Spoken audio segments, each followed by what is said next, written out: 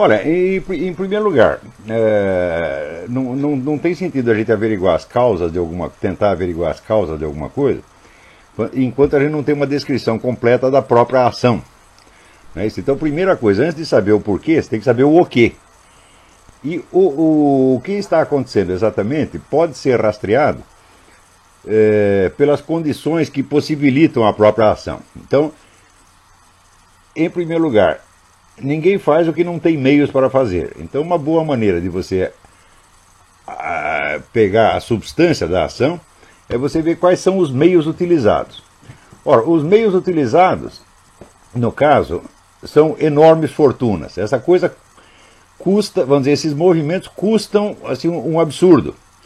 E quando nós rastreamos para saber de onde saiu o dinheiro, saiu dos mesmos grandes investidores contra os quais os movimentos protestam. Portanto, isso aí, tudo o que está acontecendo, se explica pelo seguinte fator. Só age quem pode agir.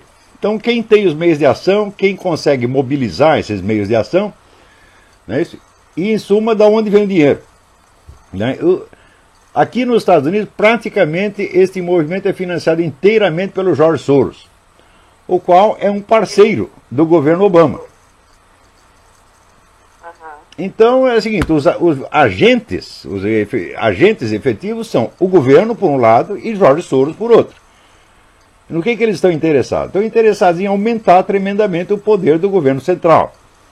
Curiosamente, você veja que esses meninos lá que estão ocupando lá do Occupy Wall Street, eles dizem que protestam contra Wall Street, portanto contra a grande finança internacional, mas eles nada fazem contra a grande finança internacional. Eles se voltam contra, por exemplo, o Rupert Murdoch, o homem da Fox, que não é um financista, que não tem nada a ver com Wall Street.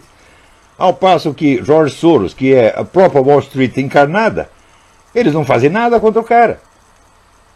Então, você veja, já nos anos 30, houve um sujeito chamado Hermann Rauschning, que escreveu um livro muito significativo. Ele era um político, um militante do Partido Nazista, fez uma carreira dentro do Partido Nazista, chegou a ser governador de uma província, e quando ele entendeu como a coisa funcionava, ele ficou horrorizado, largou tudo, fugiu para a Inglaterra e escreveu 2 livros de diagnóstico do movimento nazista, que são obras-primas. E um deles chama-se Warning to the West, Advertência ao Ocidente.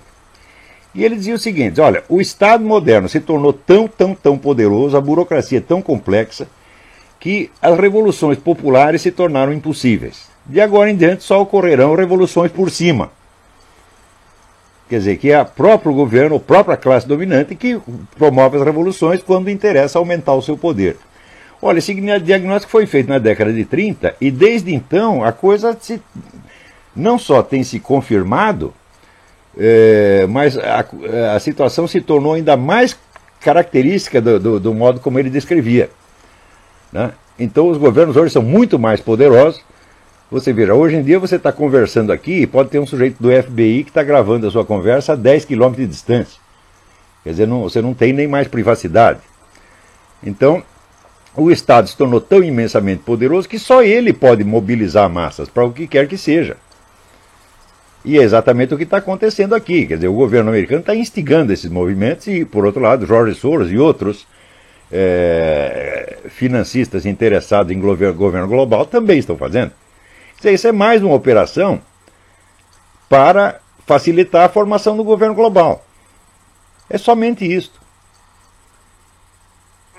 Não é nada mais. Agora, a verborreia anticapitalista, né, é só pretexto, quer dizer, um pretexto tradicional, repetido, mas dentro de uma situação que já não corresponde ao que eles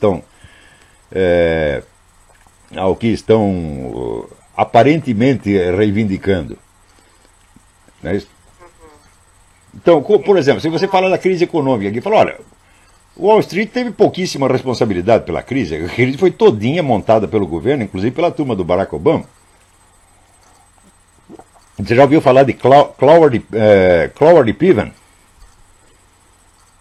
Não. Cloward e Piven são 2 professores universitários que nos anos 60 conceberam uma estratégia para demolir a economia americana. Eles eram discípulos do Saul Alinsky, que também foi o mentor do Barack Obama. E a estratégia era muito simples. Eles disseram, olha, aqui a Previdência Social atende apenas 5% das pessoas que nominalmente têm direito aos seus benefícios. Então, se nós fizermos a campanha para todo mundo entrar na Previdência Social, a Previdência Social não vai ter dinheiro para atender os camaradas, vai se endividar, e um dia a Previdência Social vai quebrar, e quando ela quebrar, quebra os bancos também. E daí é o momento de nós tomarmos o poder. Isso foi aplicado, assim, milimetricamente. E funcionou. Quer dizer, a causa da crise é essa, botaram gente demais na Previdência Social, e então a Previdência Social quebrou, os bancos quebraram. Agora todo mundo sabia que isso ia acontecer. Já estava explicado com antecedência. Pior ainda.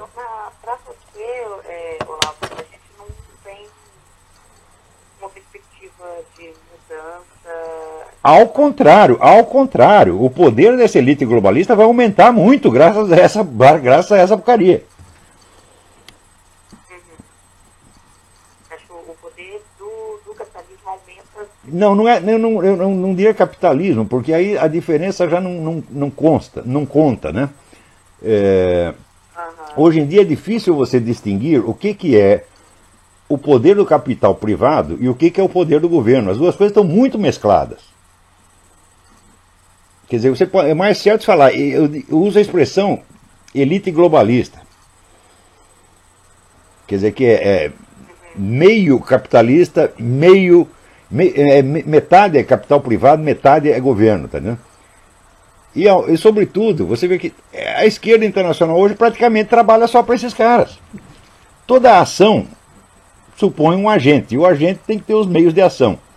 Só quem tem os meios de ação hoje é a elite globalista, que domina ao mesmo tempo o capital privado e os governos.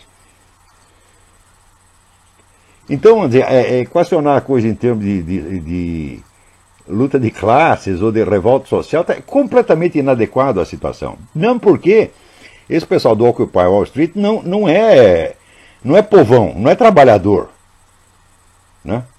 É estudante, é ungueiro. Tira um pouco o poder de contestação deles. Não entendi a sua pergunta. Você acha que essa característica tira a legitimidade do poder de... Não há contestação nenhuma, isso é uma revolução desde cima. Quer dizer que quem está no poder vai ter mais poder ainda. Sob essa aparência, vamos dizer, enganosa de uma revolução social. Olha, hoje em dia, se você acompanhou o meu debate com o professor Alexandre Dugin? Não. Sabe quem é o Dugin, né? É o mentor do Putin. Esse debate está online. Se você puser Olavo de Carvalho e Alexandre Dugin, você vai encontrar. No meu site também tem. Então, ali eu aproveitei a ocasião para explicar o seguinte. Hoje em dia só existem 3 grandes focos de poder no mundo que, de certo modo, estão disputando o controle global. Esses 3 são, primeiro, essa elite globalista ocidental, que se reúne no CFR, Council of Foreign Relations, Comissão Trilateral, em suma, é pelos Rockefeller, George Soros, essa gente toda. Segundo, você tem a elite russo-chinesa, que é herdeira do antigo Partido Comunista e, no fim das contas, é construída do serviço secreto civil e militar da antiga União Soviética e do governo chinês. São as mesmas pessoas, a mesma classe que ainda está no poder. Em terceiro lugar, você tem o grupo islâmico, que é constituído, vamos dizer, de uma liderança religiosa tradicional que sempre mandou lá e continua mandando. Então você tem esses 3 grupos. Todas as ações que você vê se desenvolver no mundo têm como origem um desses três focos. E os 3 grupos, eles às vezes competem entre si e às vezes colaboram. Quer dizer, a trama de interesse é muito complicada ali. Então você vê, por exemplo, que às vezes existe um conflito entre a penetração islâmica e a elite local de um país, mas às vezes existe uma colaboração, como por exemplo na Inglaterra. Na Inglaterra o grande agente islamizador é o próprio governo inglês, e sobretudo a família real britânica. Né? Também entre o bloco russo-chinês e o bloco globalista ocidental também você tem uma mescla de interesses que às vezes divergem, às vezes convergem. Mas o fato é o seguinte, somente esses três grupos têm meios de ação. Então qualquer processo político que você veja acontecer, sempre tem como origem um desses três focos. Não há outras forças. E aí, no caso, o que a gente tem... No caso, esse negócio do Occupy Wall Street, isso aí é a elite ocidental. Aqui nos Estados Unidos é claramente essa elite, George Soros, Rockefeller, etc. E na Europa é este mesmo pessoal agindo em aliança com grupos islâmicos. E eu não sei, eu não tenho informação correta, vamos dizer, da interferência russo-chinesa no caso. Não tenho dados, então não posso dizer. Mas aqui nos Estados Unidos é somente a turma é o próprio pessoal do Wall Street que está causando isso. E aqui no Brasil você tem acompanhado, Olavo? Aí no Brasil é o próprio governo que está fazendo isso, meu Deus do céu.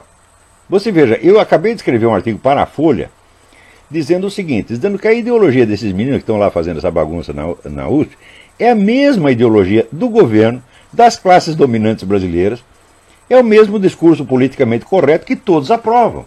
Então, quer dizer que se você, durante 3 ou 4 décadas, você enfia o discurso politicamente correto da cabeça dos moleques, eles vão acabar fazendo isso. Agora, tem gente que instiga a coisa e depois, quando vê os efeitos, fica escandalizado e diz, são excessos, etc. Mas, olha, você falar de excessos é só uma crítica quantitativa, não toca na essência do problema. Né? A essência é que a ideologia politicamente correta penetrou profundamente, veio para ficar, e o resultado dela é uma espécie de revolução permanente. Agora, dentro de um estado de revolução permanente, só quem sobrevive são os grandes grupos econômicos que a financiam. Esses permanecem imunes. O resto cai tudo. Quer dizer, é o velho processo político que a gente observa. Assim, há 4 séculos você vê isso acontecendo no Ocidente.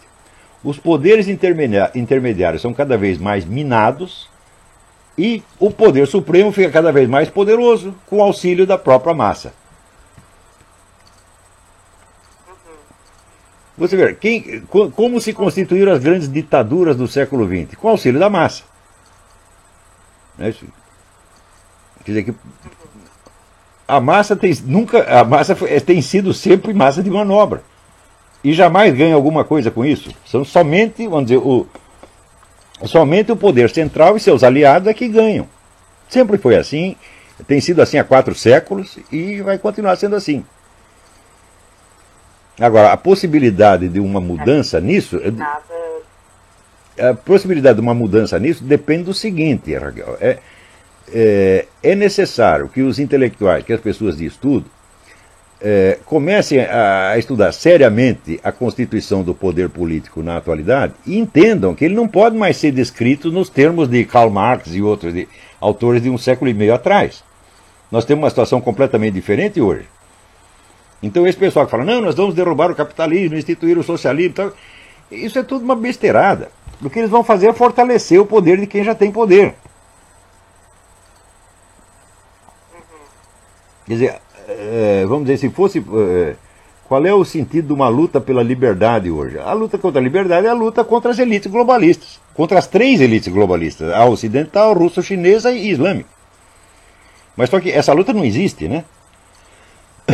Que não existe luta política sem dinheiro que a financie. O dinheiro só tem uma fonte e eles só financiam o que os favorece. Então, na sua opinião, existe um cabo preso. Mas 100%. 100%. É só você saber de onde veio o dinheiro. Você vê, antigamente as pessoas quando faziam revolução, como é que eles arrumavam dinheiro para fazer a revolução? Eles assaltavam trens, assaltavam bancos, etc. Agora não precisa mais nada. O banco dá o dinheiro para eles. Portanto, isso não é uma revolução efetiva, isso é vamos dizer, uma farsa, um simulacro de revolução Por exemplo, agora o governo americano está louco para aumentar o sistema de controles que ele tem sobre a população. Tá certo?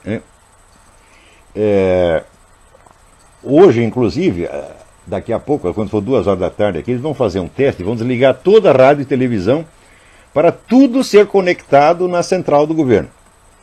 É uma coisa inédita na história do mundo. Quer dizer, o governo vai ter o controle total das emissões de rádio e televisão no país. Outra coisa, hoje você tem projetos na ONU que dão aos governos, e especialmente ao governo mundial, que é centralizado na própria ONU, o poder de determinar assim, onde você pode morar, o que você pode comer, que escola seu filho tem que ir. Quer dizer, é uma ambição de poder monstruosa, como nunca houve.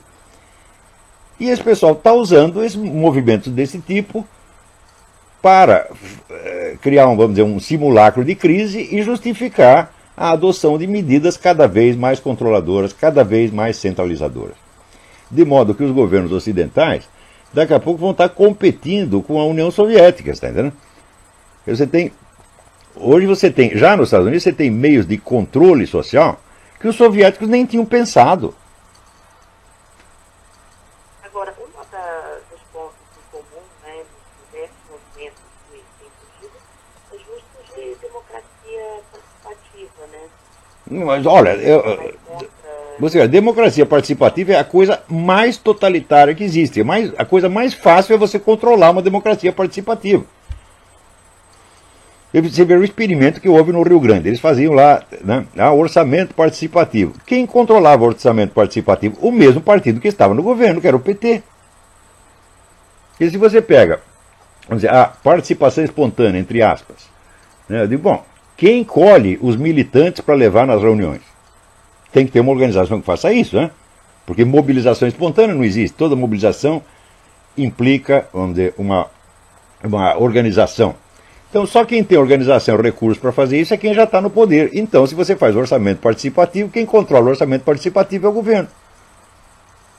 Tem muito mais... Agora, se você tem um parlamento discutindo a coisa, no parlamento os deputados e senadores têm uma relativa liberdade e tem meios de ação próprios, que uma massa anônima, né, colhida para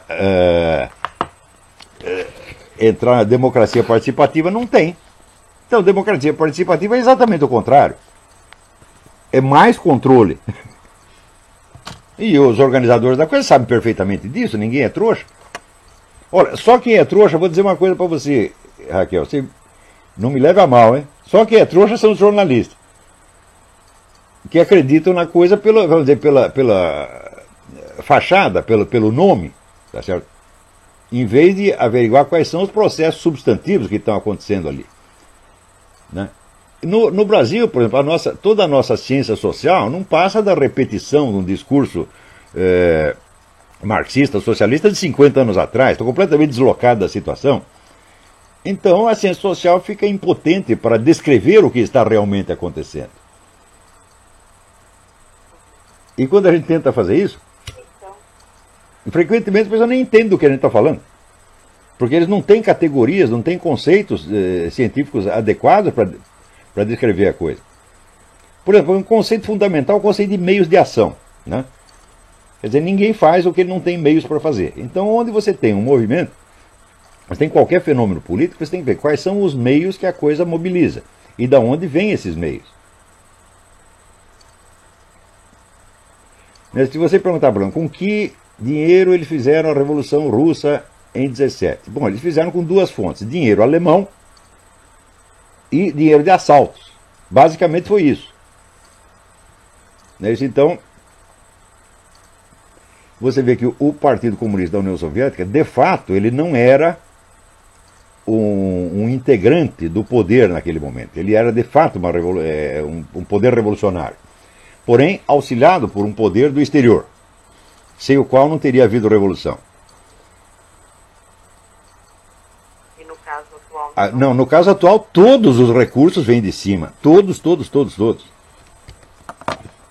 Você vê aqui só quem tem. Sabe quem vive de contribuições populares aqui? A facção mais conservadora do Partido Republicano não tem financiamento de cima, é só pequenos contribuintes.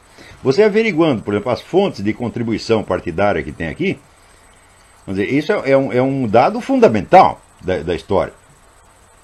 Você vê que toda a esquerda americana recebe financiamento do alto.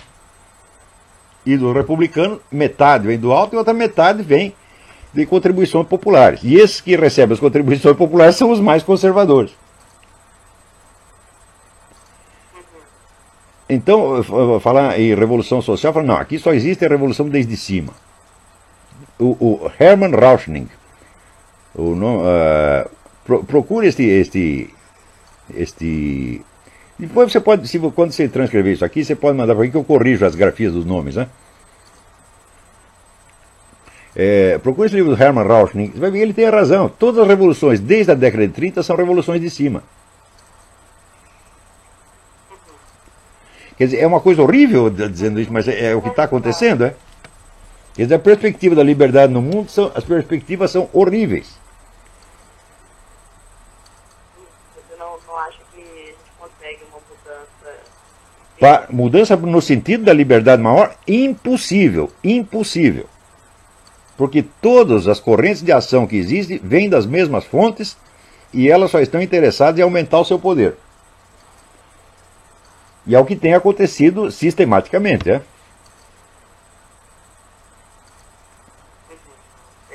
Você veja uma coisa, veja o que aconteceu no Brasil. Você veja, o capital internacional, com esta ascensão da esquerda ao poder no Brasil, o capitalismo internacional perdeu alguma coisa ou ganhou? Ganhou. Continuou na mesma. Ganhou, mas foi ele mesmo que financiou isso aí. Meu Deus do céu.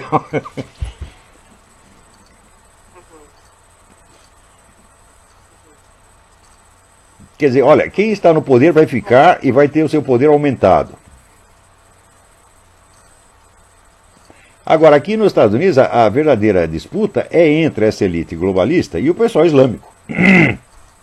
Aqui também tem dinheiro a rodo, e que eu acho que metade dos políticos hoje são comprados por dinheiro árabe. É?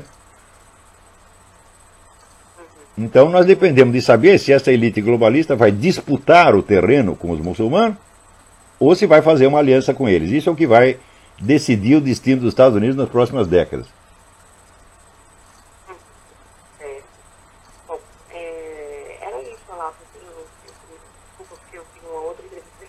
Espero que tenha esclarecido alguma coisa. Olha, se você me passar um resumo da coisa, eu lhe agradeço, porque às vezes a declaração oral, você quando faz a matéria, você revisa a matéria, passa por um copy desk, passa por um secretário de redação, e o entrevistado não, ele fala uma coisa assim no improviso, né? E eu acho que deveríamos ter o direito de rever o que nós mesmo falamos, né? Então, se eu puder me corrigir, eu te agradeço. Pois é, acho que a gente não consegue, porque já está fechando mesmo, já está terminando. Mas se eu anotei aqui certinho, não preocupa, a gente acerta. Tá bom, tá bom. De transcrever aqui. Tá perfeito. Obrigado. Obrigado a você. Um abraço. Tchau, tchau.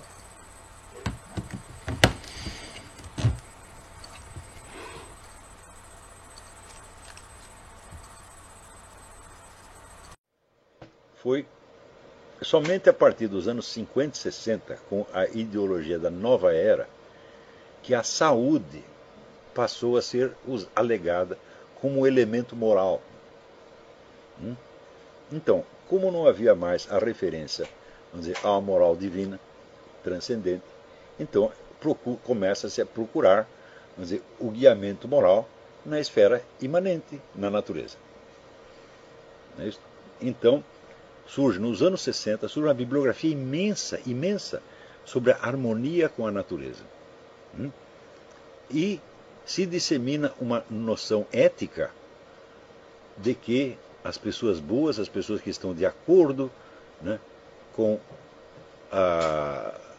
vamos dizer, a harmonia cósmica, serão pessoas saudáveis e felizes. E as outras serão infelizes. Então a doença passa a ser usada como um argumento contra a moralidade da pessoa. Né? Se o indivíduo está doente, é porque ele está contra a harmonia cósmica e, portanto, alguma coisa de errado ele está fazendo. Eu não sei se vocês que são mais jovens, se vocês têm informação disso, mas nos anos 60 e 70 a bibliografia sobre isso é imensa. Vamos dizer, toda esta área que nós chamamos de medicina alternativa, em grande parte baseada nesse princípio. Ora, essa noção foi introduzida, vamos dizer, no Ocidente por porta-vozes e agentes do movimento revolucionário, empenhados em corroer a moralidade cristã tradicional e substituí-la por uma moralidade imanente de tipo naturalístico. Você não vai dizer que as pessoas eram inimigos dos gays, mas entregaram aos inimigos do gaysismo, entregaram de bandeja este argumento. Se a conduta é doente, então ela é má. É claro que aí também é um non sequitur, evidentemente. Nós sabemos que os fatores que determinam as doenças são enormemente complexos e que se existe, vamos dizer, um problema de harmonia cósmica aí envolvido, ninguém sabe onde está essa harmonia, tá certo?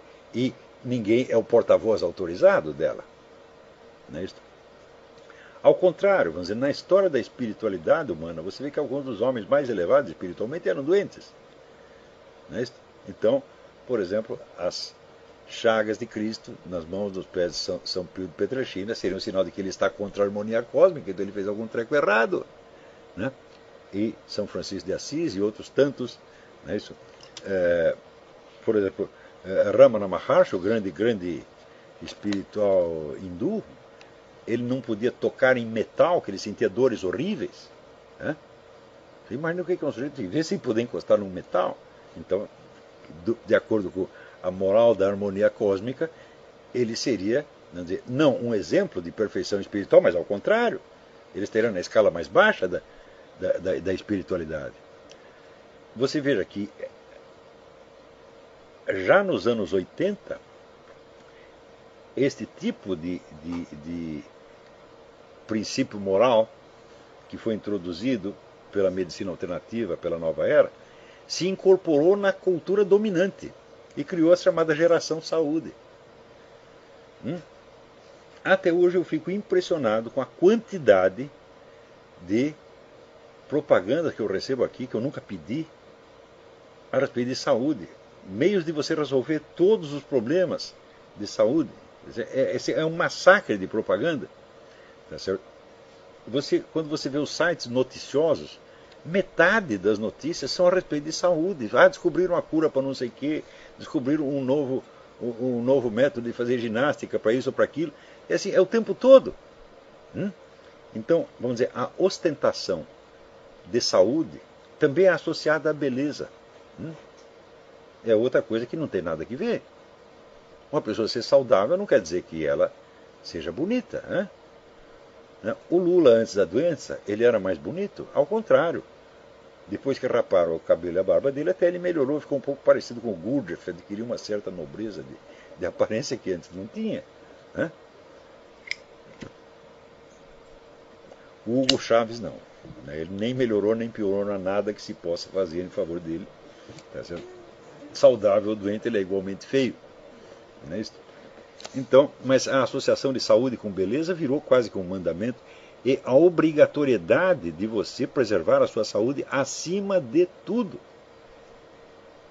Então, isto era, nos anos 60, era uma corrente minoritária, marginal, por assim dizer, que se opunha, né, à medicina estabelecida, a qual era moralmente neutra.